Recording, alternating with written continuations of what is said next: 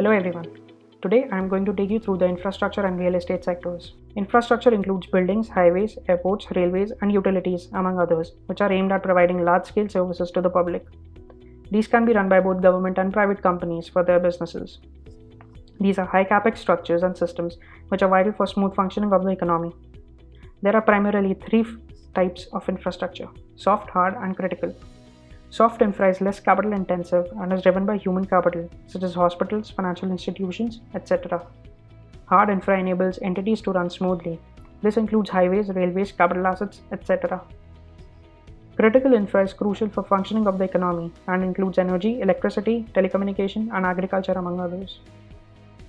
India is seeing a large push towards infra development, which can enable the economy to grow over the long term. Private sector is emerging as a key player across various infrastructure segments, ranging from roads and communications to power and airports.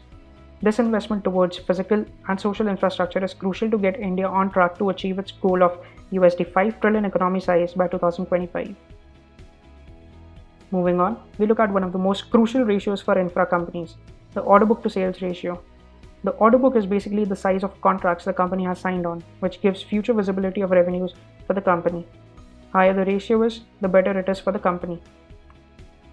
As you can see, L&T has the highest order book to sales ratio among peers at 3.03 times, which comes despite the scale at which the company operates as compared to its peers. This indicates the superiority the company has along with higher revenue visibility among peers.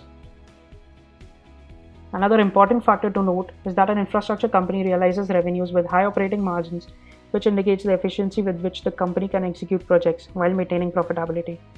This is important as projects are highly capital intensive, and if the operating margins are low, the company cannot sustain multiple projects simultaneously and grow shareholder value.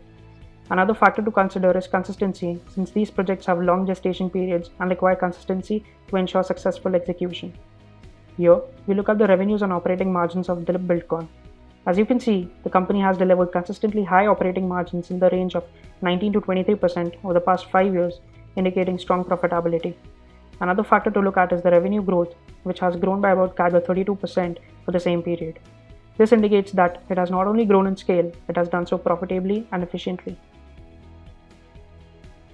We now look at the real estate sector. Real estate is a tangible asset and a real property. There are mainly three types of real estate. First is residential, which includes houses, apartments, bungalows, and townhouses. Second is commercial, which includes non-residential structures such as office buildings, business parks, warehouses, and retail buildings of multiple formats and sizes. And a third is industrial, which includes factories, manufacturing facilities, power plants, mines, and farms, among others. REITs are another instrument to invest in the real estate. These allow investors to own a part of the real estate assets rather than the real estate company directly. REIT assets continue to be managed by the sponsor company and focuses on generating consistent income for investors. REITs can include multiple properties across residential, commercial, and industrial classes which generate rental income. The Indian real estate industry is touted to reach the size of $1 trillion by 2030 and contribute to about 13% of GDP by 2025. This is expected to be driven by urbanization and infra development in the country. As real estate projects are highly capital intensive, a lot of real estate companies are known to take on debt to fund projects. The problem arises when the debt levels rise high enough to affect cash flows of making them unprofitable. A lower debt level along with high interest coverage ratio indicates strong operating efficiency to keep debt under control. Among the companies, Oberoi Realty has the lowest debt to equity ratio at 0.13 among peers and also has the highest interest coverage ratio at 10.6. Meaning it earns highest operating profits to cover interest costs. This indicates Oberoi Realty has strong control on its debt positions and covers its interest costs well enough. This overall leads to value addition for the shareholders. We now look at return ratios across real estate companies. Higher the ROE and ROCE ratios, higher is the wealth creation made by these companies. As you can see, Oberoi Realty leads here in returns with ROE at 11.27% and ROCE at 13.41%. Which shows that the company has outperformed peers by running their businesses more profitably, therefore generating higher shareholder returns. As can be seen, ROEs of our model portfolio companies range between 10 to 20%, generating stable returns over the long term and adding to the shareholder value. In the case of HG Infra, the company was only listed 2 years ago, hence the 5-year average profit tag could not be computed, but the company has delivered strong growth from last year with 30% profit growth. Looking at the valuations of companies in the portfolio, these companies trade at a PE ratio of about 15 to 25 times, while the EV/EBITDA of about 7 to 12 times in the sector. Oberoi Realty trades at a higher valuation, backed by strong financial performance in the industry, faces the risk of changing rules and regulations since the projects involve high level of government influence. Any changes not in favor of the industry can affect the profitability of projects and impact the companies. Changes in the macroeconomic environment can impact the revenues and profits for the companies, such as the government tender terms, which can especially affect public infrastructure developers such as road builders. Hence, investors should check for any such changes which could impact companies.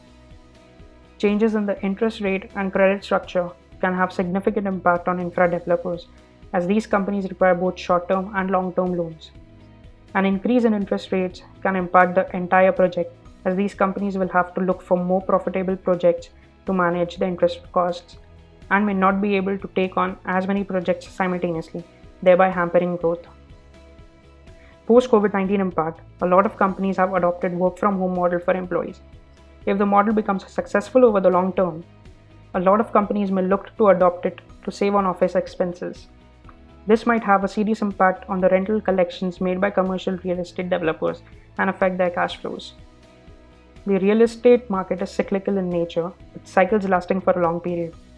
While real estate companies earn more during up cycles, down cycles result in falling real estate prices, which result in lower realizations and profits for the companies. Therefore, an investor needs the time to cycle correctly before entering real estate stocks. Also, they should assess where we are currently in the current cycle, then take an informed decision. Thank you for watching the video, and we hope that you have learned about the infra and real estate sectors.